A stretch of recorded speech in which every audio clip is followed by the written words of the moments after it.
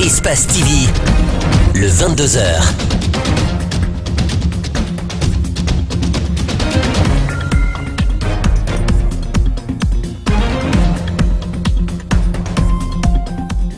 « 22h à Conakry. Bonsoir à tous et bienvenue dans cette grande édition d'information. Tout de suite, les titres.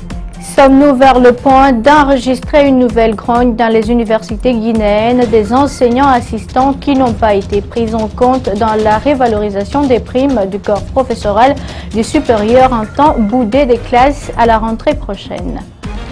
150 tonnes d'oignons pourris viennent d'être déclarées au ministre du Commerce par un opérateur économique. Les produits ne sont plus sur le marché. C'est à ce type d'acte citoyen que le ministère du Commerce appelle tous les opérateurs économiques. Donald Trump estime être souple face à la Corée du Nord. Il a défendu ce jeudi sa formule controversée contre la Corée tout en promettant le feu et la colère à ce pays. Je vous le disais à l'instant, les enseignants assistants sont contre l'arrêt conjoint des ministères de l'enseignement supérieur et de l'économie des finances sur l'augmentation des primes des enseignants. Dans cet arrêt qui sera pris en charge par le budget national en 2018, les maîtres assistants doivent percevoir 6 millions, les maîtres de conférences 8 millions et les professeurs titulaires 10 millions. Nulle part on ne parle des assistants qui pourtant exercent l'essentiel du boulot. Ceux-ci menacent de ne pas reprendre le chemin des classes. Alceni Bari et Lamine Silla sont allés à leur rencontre. Suivez. Les primes des enseignants ont été valorisées à hauteur de 20 000%. Si ce acte de l'État réjouit plus d'un, les assistants disent avoir été ignorés. Pourtant, ce sont eux qui font le gros du boulot dans les universités publiques. Réunis en collectif, ces assistants menacent de bouder les classes à la prochaine rentrée académique. Pour le moment, ils mènent des démarches pour amener le gouvernement à les prendre en compte. Nous sommes en train de rédiger ces courriers pour envoyer à nos autorités à tous les différents niveaux. Après ça, si ça nécessite des rencontres, on va organiser ça. Mais pour le moment, nous commençons par le courrier. Si ça ne marche pas jusqu'à l'ouverture, sachez quand même que l'ouverture est en débat. Parce que si on ne rentre pas dans nos droits, il n'y aura pas d'ouverture. Ils ont énuméré les réclamations en 7 points, dont l'accès à la formation, des primes et une retraite en bonne et due forme. Qu'on accorde à ces assistants également des primes, comme on a accordé aux autres catégories. Troisième chose, permettre à ces assistants qui ont fait plus de 4 ans au même grade d'avancer maintenant au grade de maître assistant. Que vraiment à partir de maintenant, là, puisqu'il y a un blocus qui est en train de s'organiser, qu'on laisse au moins les premiers grades, à partir de l'assistant jusqu'au maître de conférence, que ça soit géré dans le pays. Maintenant, pour l'accès au grade de professeur, que ça se passe au niveau du CAMES. Et ces nouveaux bras de fer qui s'annoncent entre ces assistants et le ministère de l'enseignement supérieur, pour le moment, la question reste posée. Le ministre du Commerce ne veut plus jouer la carte de la répression avec les opérateurs économiques et c'est une politique qui s'annonce bénéfique car ce jeudi, ce sont plus de 150 tonnes d'oignons pourris qui lui a été déclaré par un opérateur économique. Les produits ne sont pas dans le marché et l'Office national de contrôle de qualité salue un acte citoyen. Reportage Mamadou Saliouba et Yacouba Traoré. Aujourd'hui encore, l'Office national de contrôle de qualité nous fait une découverte. 35 000 sacs d'oignons pourris, soit plus de 150 tonnes. Une dégradation rapide, accélérée par la pluie et le climat du pays, jugé tropical. Sur le lieu de stockage, les agents de l'Office national de contrôle qualité sont présents et saluent la franchise de l'importateur qui a eu le courage de déclarer son stock. Quand il a constaté le dégât, il a fait appel au service, on est venu constater et on a informé l'autorité du ministère et de l'ONSQ, de la direction générale. Et c'est pourquoi nous avons pris la disposition pour aller vers la destruction. La perte est immense et le chef section de l'Office national de contrôle qualité de la commune de Matam est bien conscient des dangers que représentent ces oignons périmés. Le ministre du Commerce rassure que le produit n'est pas dans le marché et invite les opérateurs économiques à déclarer leurs produits périmés. Nous interpellons avec cet exemple les autres opérateurs économiques à bien collaborer avec le ministère du Commerce pour faire en sorte que de plus en plus notre marché soit sain, un marché où on trouve des produits bons à la consommation. Marc Yombuno promet de ne pas être dur avec les opérateurs économiques et envisage un projet de décret pour assainir le marché guinéen. Et nous avons un projet de décret que nous sommes en train de travailler de façon interministérielle pour sortir une réglementation sur l'autorisation de la mise au marché. C'est-à-dire qu'une fois que ça sera pris par décret, aucune marchandise ne pourra être maintenant sur le marché sans que cette autorisation ne soit donnée. Et cette autorisation est assujettie à l'analyse en amont des échantillons de marchandises avant que ça ne soit sur le marché. Ces oignons périmés ne sont pas les seuls saisis cette année. Ils seront détruits dans les heures qui suivent. Les agents de l'Office national de contrôle qualité les aspergent du gasoil car certaines personnes pourraient s'en servir. Autre chose dans cette édition, à la rencontre des couturiers d'une autre catégorie, ils ne sont pas créateurs de mode, mais ils adaptent les habits déjà cousus aux formes de leurs clients. On les rencontre partout à Conakry et dans les marchés de friperie notamment. Reportage Adia Fatoumata Fofana. Les couturiers effectuent des retouches sur des pantalons, des robes, des jupes neuves ou déjà portées pour les remettre à la taille de leurs clients. Ce jeune âgé d'une vingtaine d'années exerce ce métier depuis 5 ans dans le marché de Matoto. Bon, je répare un pantalon à 5 000, d'autres 10 000. Bon, c'est comme ça passe. C'est pas tous les ans qu'il y a de l'argent. On peut gagner de temps en temps 10 clients, de temps en temps 15, de temps en temps on ne gagne pas les clients. Ibrahima Kandé repart ses habits ici. Il se dit satisfait du travail fait par son tailleur. Je suis venu réparer mes habits comme il répare pantalon comme chemise. C'est ici que je répare mes habits. Je suis satisfait de son travail. Il est bien, il fait les habits très bien. La boutique d'Abdourahman fait face à l'atelier de Tcherno Moussa avec qui il collabore depuis plusieurs années. Il se réjouit de leur collaboration. Ils sont des partenaires avec le tailleur là. Si je gagne des clients, si ça part leur taille, j'envoie ici, il diminue pour moi. À de bons prix des fois, parce que ça dépend encore des habits. Si c'est des vestes, des pantalons, des chemises, ça diffère les prix. Des fois, c'est le client qui paye, des fois, c'est moi qui paye. Si c'est un client fidèle pour moi, des fois, il laisse les habits ici. Après, il revient prendre les habits. Après, j'ai fini à payer la fin de coudre. Les couturiers de cette catégorie, on peut en compter des nombres à Conakry.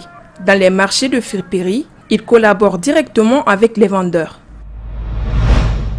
Les contrats de location sont toujours négociés par les démarcheurs en Guinée. Ces intermédiaires pratiquent le métier dans des conditions difficiles. À côté de leur quotidien, les locataires en quête de maison se retrouvent dans d'autres difficultés. Le quotidien des démarcheurs, la relation démarcheurs-locataires, nos reporters Abdourahmane Ba et Yacouba Traoré sont allés à leur rencontre. Suivez le reportage. Depuis 6 ans maintenant, Ali Badara Silla pratique ce métier. En cette période des pluies, il n'est pas facile de trouver un local, donc les activités sont au ralenti. Malgré cette réalité, ce démarcheur parvient à joindre les bouts. J'ai acheté une moto et j'ai 7 enfants.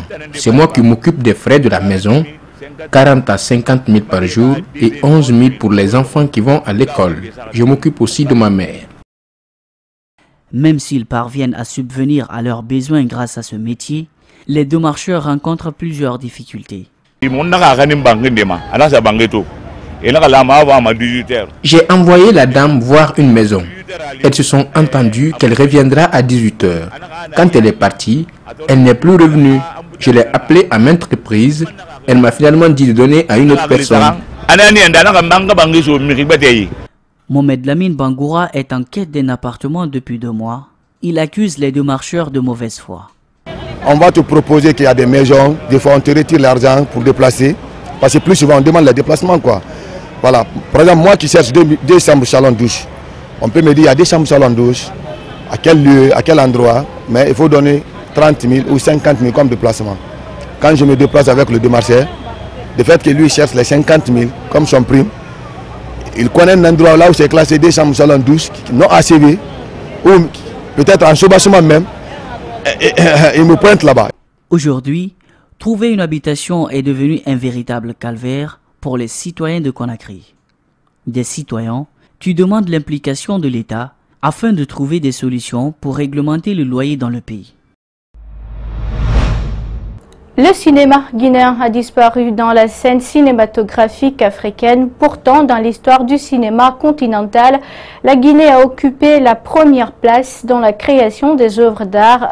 Que s'est-il passé? Pourquoi le cinéma guinéen n'est plus sur le marché? Autant de questions que nous allons tenter de répondre dans ce reportage de Makiso et de Ibrahima Sori Kamara.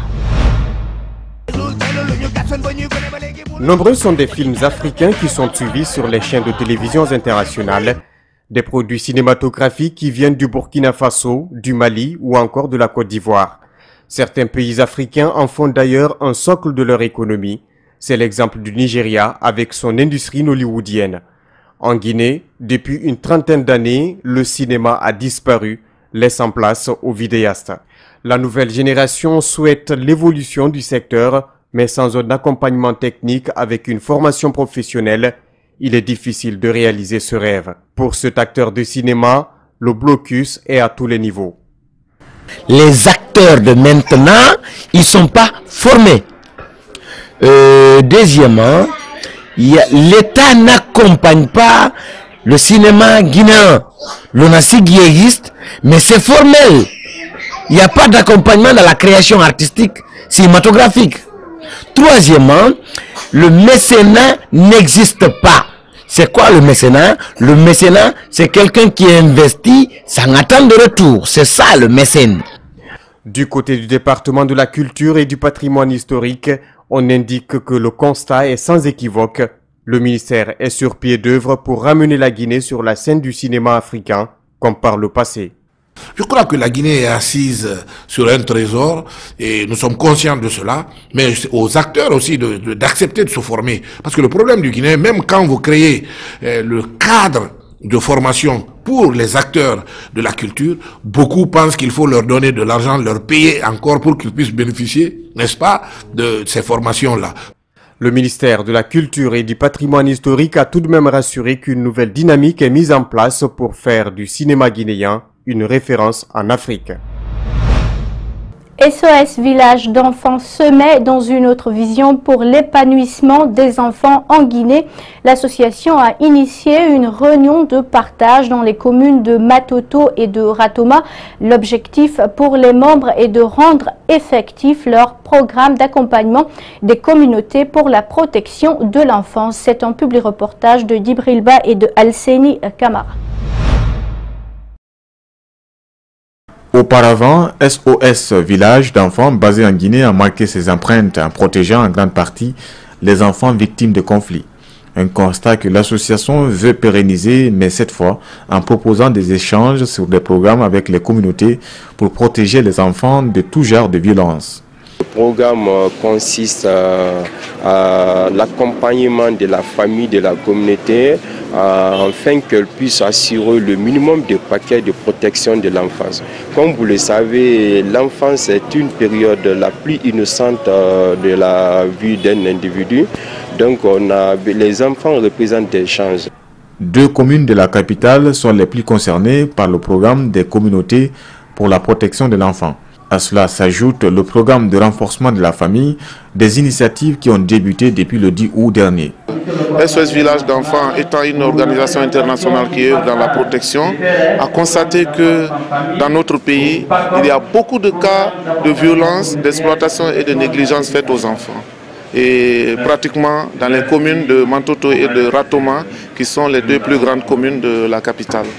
SOS Village d'enfants compte élargir ses programmes à l'intérieur du pays. Là-bas, les enjeux sont les mêmes et la nouvelle vision mettra au centre des préoccupations les enfants eux-mêmes. J'interpelle les familles, les communautés, vraiment afin qu'elles puissent assurer une protection maximale aux enfants. 271 familles et 1250 enfants représentent l'échantillon touché par SOS Village à Ratoma et à Matoto. Et c'est tout pour cette grande édition d'information à tous. Merci de l'avoir suivi. Merci également à l'équipe de la rédaction ainsi qu'à celle technique.